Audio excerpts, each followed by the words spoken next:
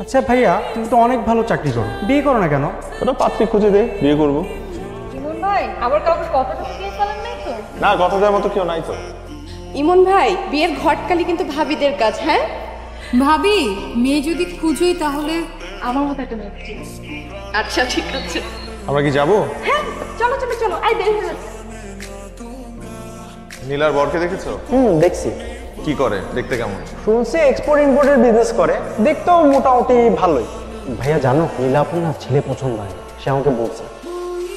নীলার মনে হয় আরেকটু সময় লাগবে। আমি মামুনকে নিয়ে চলে যাই, আপনি নীলাকে নিয়ে আসেন। ঠিক আছে, যাও। চলো।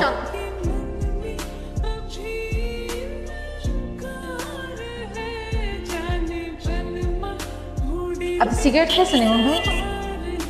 মাঝে মাঝে খাই দু একটা। তুমি গন্ধ পেয়েছো নাকি? কেন যে আপনার এই বিশ্রী জিনিসটা খান আমি বুঝি না। ধোয়া কি খাওয়ার জিনিস না তো? বাদ দিয়ে দেন তো, ছেড়ে দেন। আপনি কেন আসছেন ইমন ভাই? আমি তোমার বিয়ের জন্য এসেছি। আমার বিয়ের জন্য এসেছেন? আমার কষ্ট দেখতে আসছেন তাই না? আপনি আবার কেন আসছেন আমার সামনে?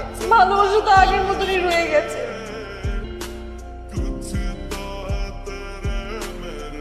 কিরে, কিছু বলবি? কার প্রেমে পড়ছিস? আপনার। এই দাঁড়া, আমার প্রেমে পড়ছিস? আচ্ছা, এই তোর বয়স কত?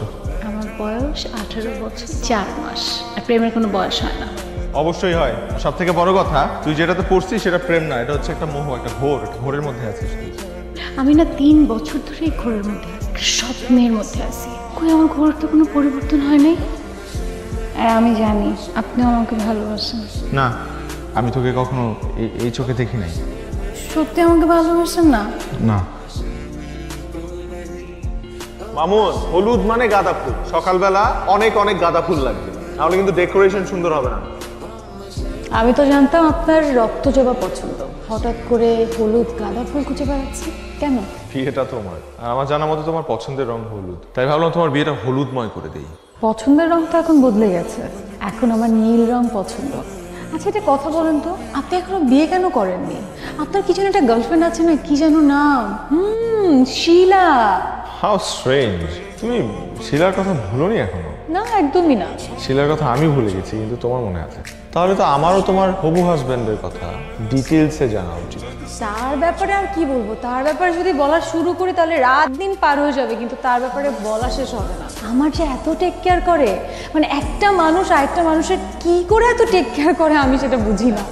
আমি তো শুনেছি ও নাকি বিয়েতে ইচ্ছা নেই, ও নাকি অন্য কোথাও। অন্য কোথাও কি? প্রেম?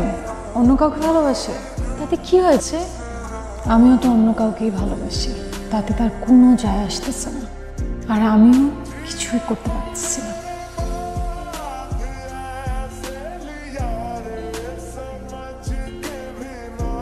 কি দেখছেন? তোমাকে সুন্দর লাগছে, একদম হলুদ পরীর মতো।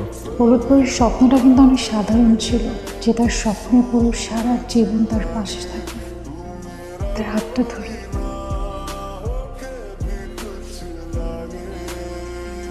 ভাবি, নীলা আপু অনেকক্ষণ ধরে কান্না করতেছে, তুমি একটু দেখো না। বুঝলাম না, বিয়ের জন্য কেন কান্নাকাটি করতেছে? আমি আচ্ছা দাঁড়াও, আমি দেখতেছি।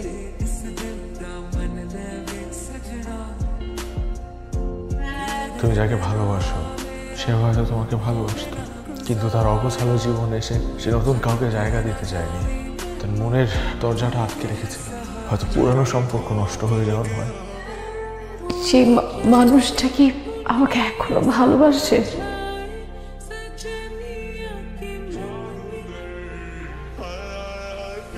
কি হয়েছে, কোনো সমস্যা? ভাইয়া একটু না, অনেক সমস্যা। নীলা আপুর বিয়েটা হচ্ছে না। হচ্ছে না মানে? ওই ছেলের অন্য জায়গায় সম্পর্ক আছে, কালকের বিয়ে হয়ে গেছে। এতগুলো মানুষকে বলা হয়ে গেছে, একেবারে মান সম্মান আর কিছুটা কি করবো বুঝতে পারছি না। অনেক বড় ভুল হয়ে গেছে। খালামা কোনো ভুল হয়নি, নীলার বিয়ে হবে এবং আজকেই হবে।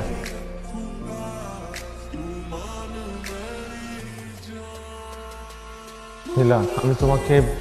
তোমার কিছু বলতে হবে না, তুমি কিছু না বললেও আমি তোমার সব কথা বুঝে নেব, কারণ আমি তোমাকে যতটুকু ভালোবাসি তুমি আমাকে ততটুকু ভালোবাসো।